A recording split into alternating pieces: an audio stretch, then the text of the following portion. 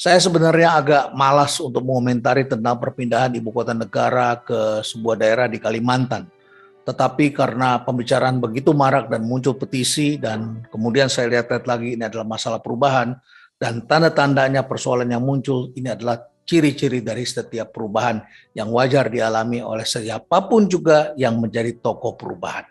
Mari kita lihat bahwa setiap perubahan itu selalu mengandung 5 hal berikut ini.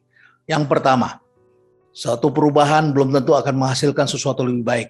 Dari pagi mereka yang menolak dan mengatakan ini tidak baik, barangkali juga ada benarnya. Tetapi saya ingin tegaskan lagi, pepatah ini belum lengkap. Setiap perubahan itu belum tentu menghasilkan hal yang lebih baik. Tetapi tanpa perubahan, sudah pasti tidak akan ada pembaharuan. Jadi kalau saudara-saudara menginginkan adanya kebaharuan, tentu saja harus ada perubahan. Walaupun perubahan itu belum tentu menghasilkan sesuatu yang lebih baik.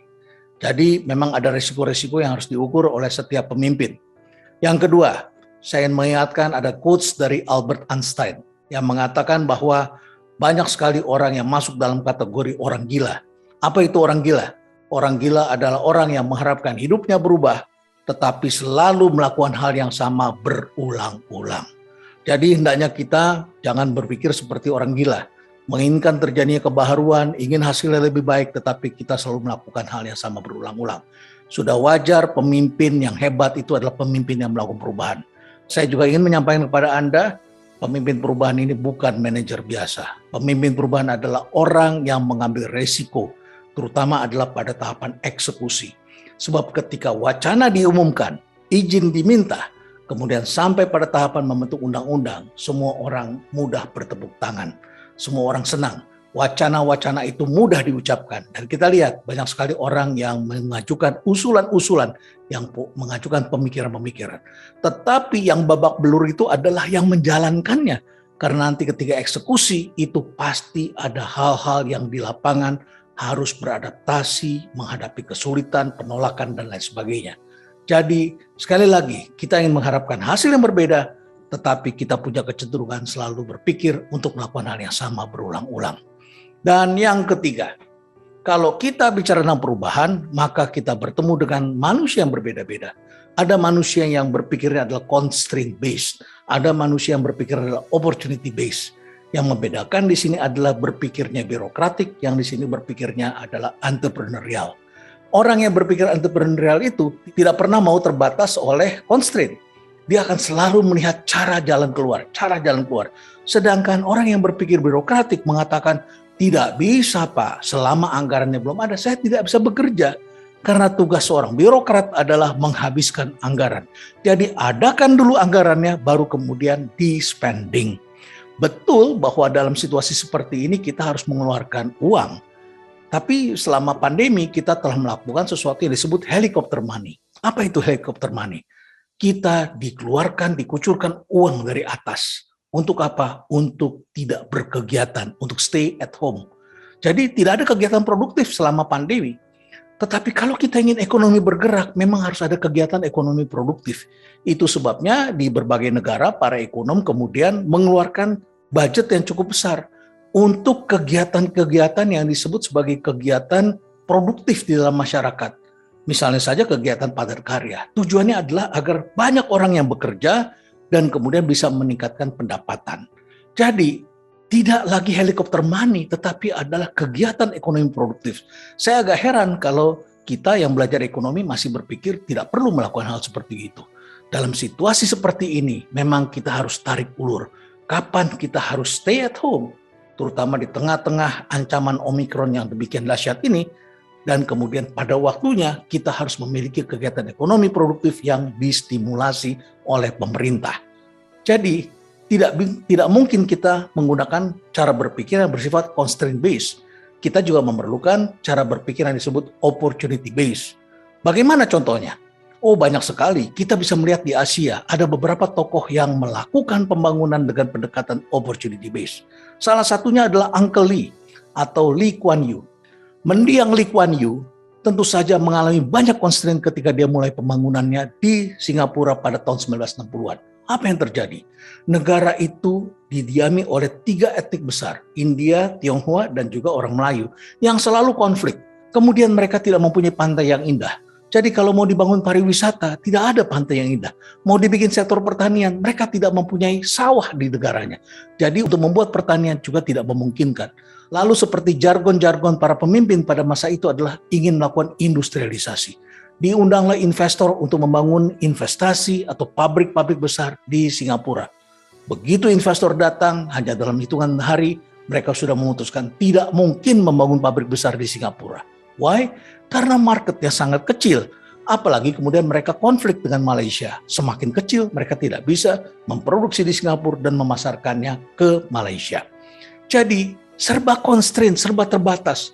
Dan kalau hari ini bertemu dengan orang-orang yang constraint based, mustahil Singapura bisa berkembang seperti hari ini. Jadi, kalau pada saat itu Lee Kuan Yew dibatasi oleh orang-orang yang constraint based, maka mustahil kita bisa menyaksikan Singapura yang hebat seperti hari ini. Apa yang dilakukan oleh Uncle Lee? Dia merubah strateginya dan dia kemudian melihat investor datang ke Malaysia, investor datang ke Indonesia karena marketnya cukup besar. Kemudian Uncle Lee berpikir bagaimana agar orang-orang ini mau tinggal atau mau menginap. Syaratnya adalah harus memiliki lingkungan yang bersih, aman, tidak ada konflik, dan kemudian mereka bisa mendatangkan orang karena tempatnya ini sehat. Maka kemudian kampanye mulai dilakukan.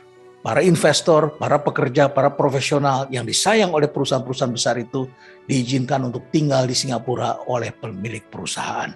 Mereka bekerja di Indonesia pada akhir pekan atau keluarganya tinggal di Singapura.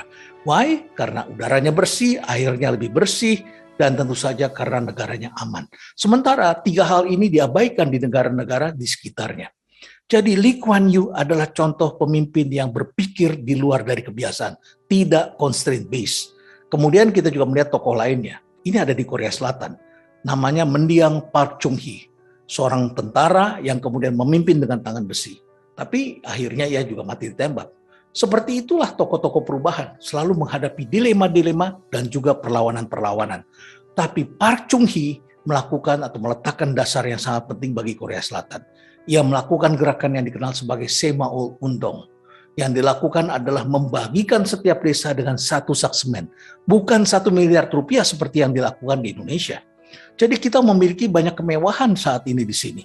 Dengan modal 1 sak semen, kemudian desa-desa itu berpartisipasi. Dengan kerja keras, modalnya adalah sapu lidi, cangkul, kemudian mereka menambahkan semen di tengah-tengah constraint yang sangat besar, yaitu kemiskinan.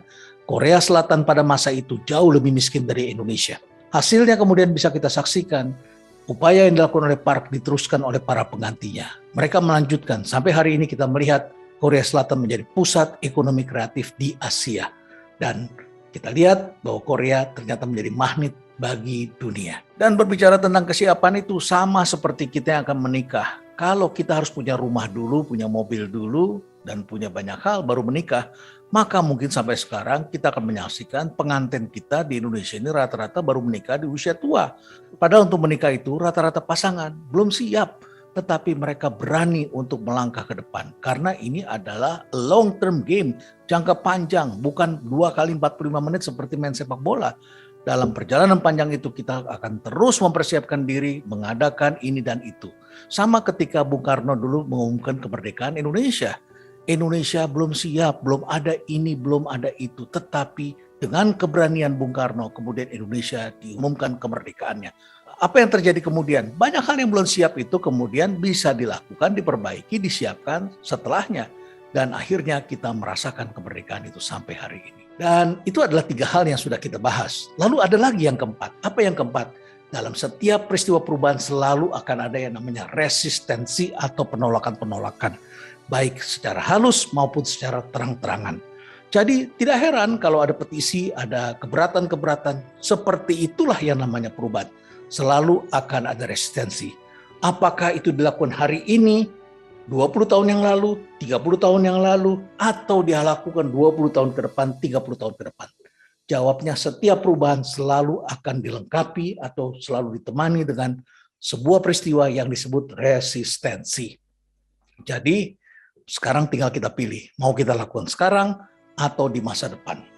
Faktanya ada lagi hal yang kelima, yaitu ketidakpastian atau uncertainty. Ketidakpastian selalu ada dalam setiap rencana-rencana besar, apalagi yang dilakukan tidak sekejap. Misalnya saja Bung Karno pernah merencanakan untuk pindah ibu kota pada tahun 1957.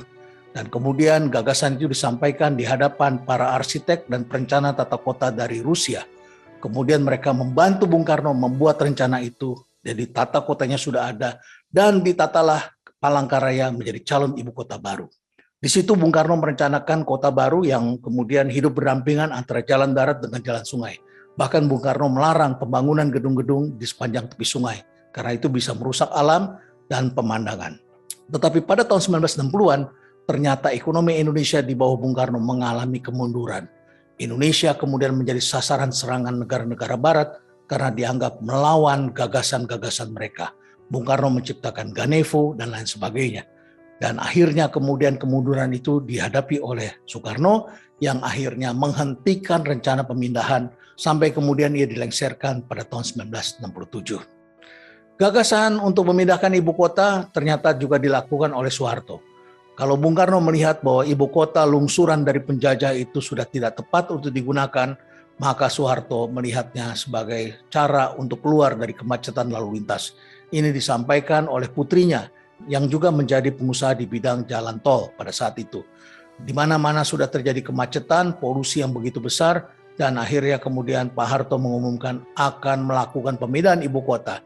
Dan dipilihlah sebuah desa, yaitu Desa Cariu di Kecamatan Jonggol. Jadi Jonggol terletak tidak jauh dari Jakarta. Dan pengumuman itu diumumkan oleh Soeharto pada tahun 1997. Lagi-lagi Soeharto menghadapi ketidakpastian. Tidak disangka, ia kemudian mengundurkan diri pada tahun 1998. Hanya 1 tahun setelah ia mengumumkan rencana pemindahan ibu kota. Padahal sejumlah pengusaha, termasuk keluarganya, telah membeli tanah besar-besaran di daerah Jonggol. Dan kita sudah melihat pula bahwa pusat pelatihan Paskibra telah dilakukan di daerah Jonggol. Bahkan kirap remaja juga dilakukan di daerah Jonggol. Dan kemudian gagasan ini akhirnya dihentikan pada tahun 2008. Karena sejak saat itu ekonomi Indonesia mengalami porak-poranda setelah kita menghadapi krisis multidimensi yang dikenal dengan Krismon 1997-1998. Nah, apakah gagasan itu berhenti? Ternyata tidak. Ternyata kemudian Presiden Susilo Bambang Yudhoyono dikabarkan juga telah memberikan 3 opsi. Apakah tetap berada di Jakarta, pindah ke kota yang sama sekali baru, atau pindah ke kota yang sudah ada. Tapi SBY ternyata hanya berhenti pada opsi tersebut. Belum ada kajian yang lebih jauh lagi. Sampai kemudian pada tanggal 26 Agustus tahun 2019, akhirnya Presiden Joko Widodo yang pernah menjadi Gubernur DKI dan merasakan banjir, macet, polusi di ibu kota, bahkan kemudian tanah di ibu kota ini mengalami penurunan. Dikatakan pula bahwa ibu kota ini akan tenggelam. Dan kemudian ia mengambil jalan untuk memindahkan ibu kota ini dan dipilihlah tempat yaitu di wilayah Kabupaten Penajam Pasir Utara dan Kutai Kertanegara di Kalimantan Timur. Pilihan ini selain untuk menyelamatkan ibu kota yang baru, tentu saja untuk memindahkan magnet sehingga kemudian terjadi pemerataan ekonomi. Disampaikan oleh mantan Kepala Bappenas pada masa itu, Saudara Andrinov Caniago, bahwa rencana itu tentu saja perlu dilakukan karena upaya-upaya untuk menciptakan pemerataan ekonomi dengan menciptakan kawasan-kawasan industri baru seperti di Morotai, Biak, dan lain sebagainya ternyata belum membuahkan hasil. Jadi kegiatan ini sangat panjang. Dan juga disampaikan pemindahan ibu kota ini tidak bisa dilakukan sekejap, bisa dilakukan 10 sampai 15 tahun. Jadi membutuhkan waktu yang panjang oleh para penerusnya. Dan oleh karena itulah maka rencana pemindahan ini perlu diturunkan dalam bentuk undang-undang dan rencana pembangunan jangka menengah nasional. Jadi tidak berhenti hanya pada gagasan, undang-undang, tetapi juga harus diturunkan dalam bentuk blueprint strategi. Jadi harus ada perencanaan yang mengantarkan kita untuk melakukan langkah-langkah selanjutnya. Pemindahan ibu kota sendiri dikabarkan telah menjadi rebutan bagi sejumlah provinsi. Ada yang mengatakan pernah ada wacana untuk membuat di Purwokerto. Kemudian juga ada yang menyebutkan Lampung. Bahkan ada sejumlah wartawan yang mengatakan, jangan hanya Lampung saja, tapi juga Palembang. Kemudian juga pernah ada disebut-sebut di daerah Kerawang.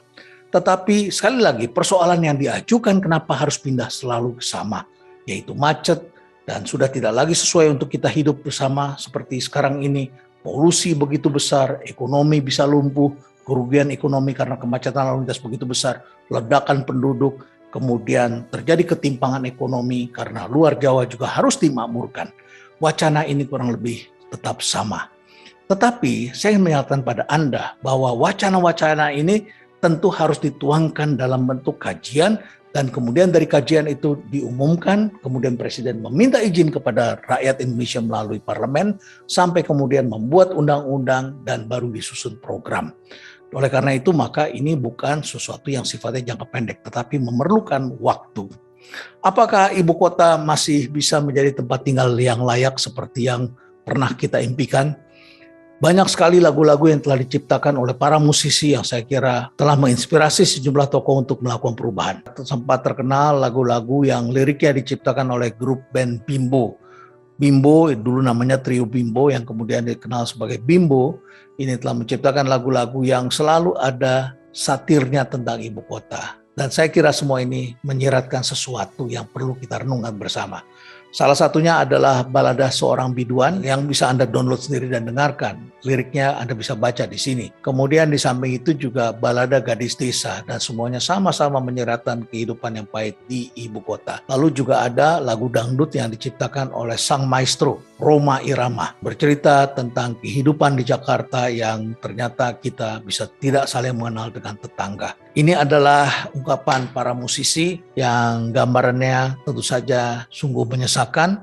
Saya tidak berpretensi apa-apa karena saya juga warga ibu kota. Sejak kecil saya tinggal di Jakarta. Kalaupun sekarang sudah mulai di pinggiran-pinggiran Jakarta, saya tetap merasa sebagai warga dari ibu kota Jakarta. Dan saya sangat mengenal betul perkembangan kota ini. Saya dibesarkan, sekolah, bergaul, bekerja, semua di Jakarta. Oleh karena itu maka perlu kita pikirkan bahwa dalam setiap perubahan selalu ada resikonya, selalu ada resistensinya, dan selalu ada tantangannya. Persoalannya adalah apakah Anda tipe orang yang ingin menghindari tantangan ini atau Anda berani menghadapinya. Kalau Anda menang, kalau Anda benar, kalau Anda bisa menjalankan dengan baik dan Tuhan berpihak kepada Anda, maka jadilah perpindahan itu. Apapun resistensi dan kesulitan yang dihadapi. Namun kalau Tuhan tidak berkehendak, maka ini pasti tidak akan jadi. Jadi perubahan belum tentu menjadikan sesuatu lebih baik. Tapi tanpa perubahan belum tentu ada pembaharuan. Stay relevant.